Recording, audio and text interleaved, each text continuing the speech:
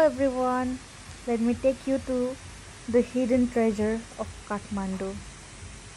Let's start. आज चाहिँ हामीले हाइकिङको प्लान बनाएको थियौं कलेजको साथीहरु मिलेर चाहिँ र as usual I'm late. Okay, let me give my introduction along with my friends. If latecomer had a face, if breakup song had a face, she is Swastika by the way. Perfectionist, Sange. If OCD had a face, Elna Tamang. If Papa Kipari and cat lover had a face, Sanjita. If silent killer had a face, Rain Sasrasta. अब यसपछि चाहिँ start गरौँ. हामीले हल्का फुल्का केही खाएर बाहिर निस्क्यौं. जगडोलसम्म चाहिँ क्याबमै जाने भनेर डिसाइड गरेको थियौं हामीले.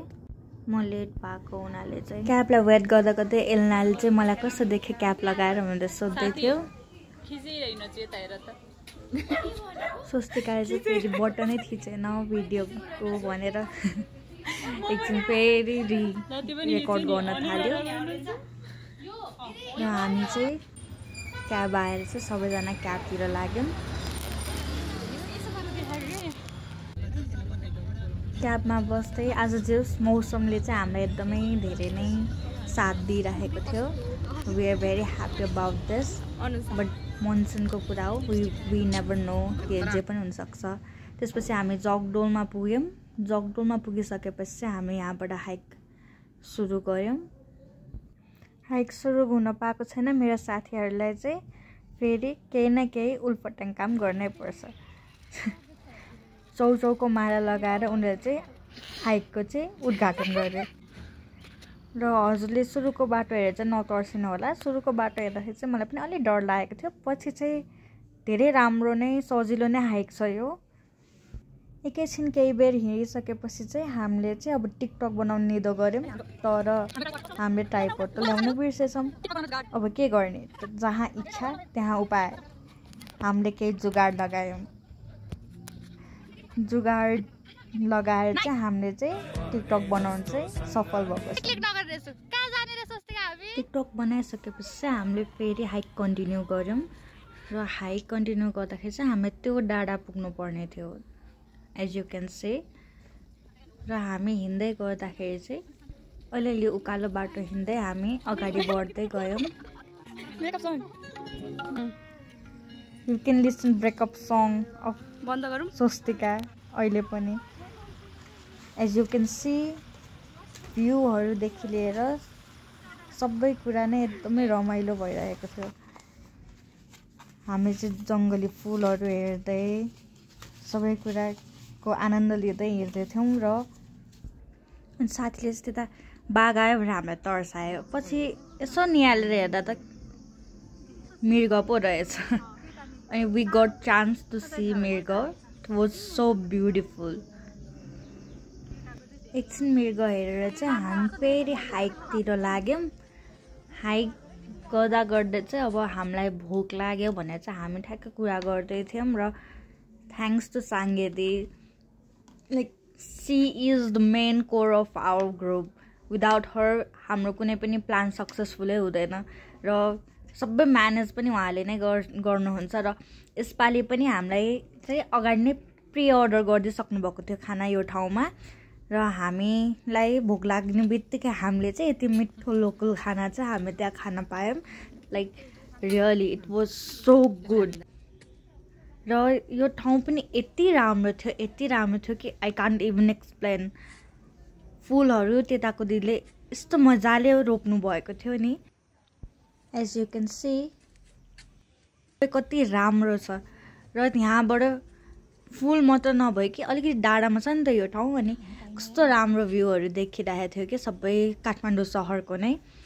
र हामी एकछिन अब थकाइ मार्ने भनेर चाहिँ सबै साथीहरु मिलेर चाहिँ यतै बस्ने भनेर चाहिँ अब 1-2 आवर्स जति चाहिँ हामी रेस्ट लियौं भनेर चाहिँ हामीले डिसाइड गर्यौं. र फूल छ र मैले आफूलाई क्याप्चर नगर्नु फूलसँग इट्स नट लाइक पोसिबल छैन नि त.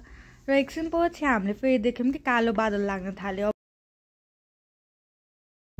अब त स्योर पानी पर्यो नभन्दै कस्तो ठुलो पानी पर्यो भनेदेखि नि धन्न हिँडेनौँ त्यो पानीमा हिँडेको भए ठ्याक्कै पानी पनि कुरा गर्दा गर्दै रोकिएपछि चाहिँ हामीले फेरि हाइक स्टार्ट गर्ने कन्टिन्यू गऱ्यौँ र हाम्रो चाहिँ अब अलिकति च्यालेन्जिङ नै थियो किनभने अघि हामी उकालो चढेर आएको थियौँ भने अहिले चाहिँ ओह्रालो जानुपर्ने थियो ओह्रालोमा चाहिँ अब चिप्लो पनि थियो पानी परेको हुनाले चाहिँ अलिकति केयरफुल भएर हिँड्नु पर्ने थियो ल अब चाहिँ मेरो साथीको जम्प हेर्नु कस्तो कुल छ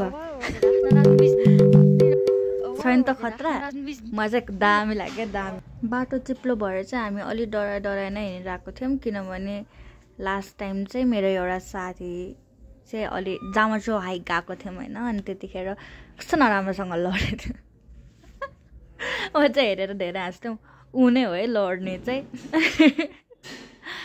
सरी सन्जिता अनि त्यसपछि उसले चाहिँ त्यही भएर अझै पनि ट्रमा छ कि अनि ऊ चाहिँ त्यही भएर डराइ नै हिँडिरहेको छ अहिले पनि अनि ऊ चाहिँ बाहना पनि मारिरहेछ अलिअलि र हिँड्दै चाहिँ हामीले सानो झरनाहरू पनि देखिरहेको थियौँ र झरना चाहिँ अलिकति थियो पानी परेको भएर र यो चाहिँ यसरी तर्नु पर्ने थियो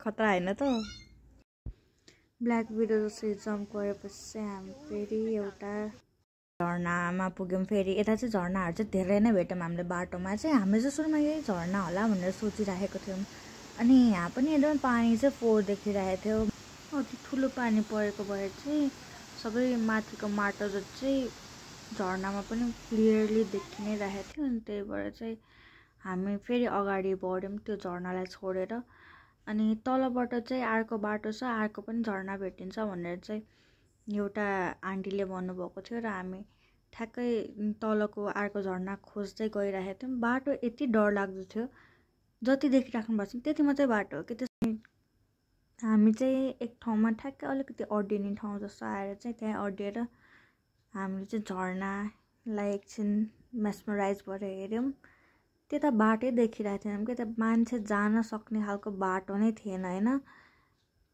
एज यु क्यान सी त्यति उभिएको ठाउँमा मात्रै हो क्या नभए बाटै थिएन मान्छे जाने पोसिबल छैन भनेर सोचेको मात्रै थिएँ त्यहाँ 2-4 मान्छे पुगिसक्नु भएछ हामी पनि परैबाट भए पनि फोटो भिडियो चाहिँ क्लिक गरौँ भनेर चाहिँ क्लिक गर्दै थियौँ ठाउँ चाहिँ साह्रै सानो थियो कि अलिकति स्लिप भयो भने पनि तल झर्ने रिक्स थियो अनि त्यही भएर चाहिँ एल्ना चाहिँ डराइरहेको थियो त्यहाँ जानुलाई हिम्मत गरेर गइरहेछ तर हाम्रो साथी एकजना ऊ मात्रै डराइरहेछ अब चाहिँ हामी घरतिर लाग्यौँ घरतिर पनि जाँदाखेरि चाहिँ धेरै राम्रो भ्यूहरू हेर्दै मनमा धेरै एउटा पिस हुन्छ नि त्यो कति दिनपछिको स्ट्रेसहरू सबै कुरा मेटाएर चाहिँ हामी घर जातिर लाग्थ्यौँ ठ्याक्कै एउटा बिरालो देख्यौँ एउटा पसलमा अब मेरो क्याट लभर साथीलाई चाहिँ अब बिरालो मनपर्छ नि त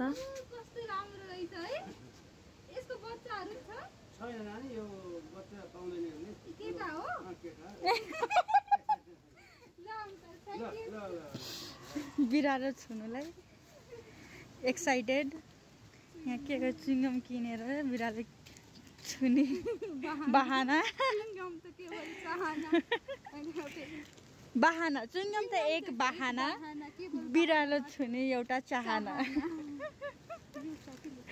बिरालो लभर धन्यवाद बाटै भरि ऊ चाहिँ बिरालोलाई हेर्दै हिँड्दै थियो फेरि बिरालो हाम्रो 2-3 ठाउँमै देखिरहेको थियो अनि त्यसपछि हामी चाहिँ बस चढ्यौँ अनि हामी चाहिँ अब गोकर्णेश्वर मन्दिर पनि घुमेर जाने भनेर चाहिँ गोकर्णेश्वर मन्दिर दर्शन गऱ्यौँ अनि पछि हामी चाहिँ आफ्नो घरतिर लाग्यौँ र अब हजुरहरूको पनि जाने पालो जाने अनि त्यस्तो रमाइलो ठाउँ तारेवीर सी यू नेक्स्ट ब्लग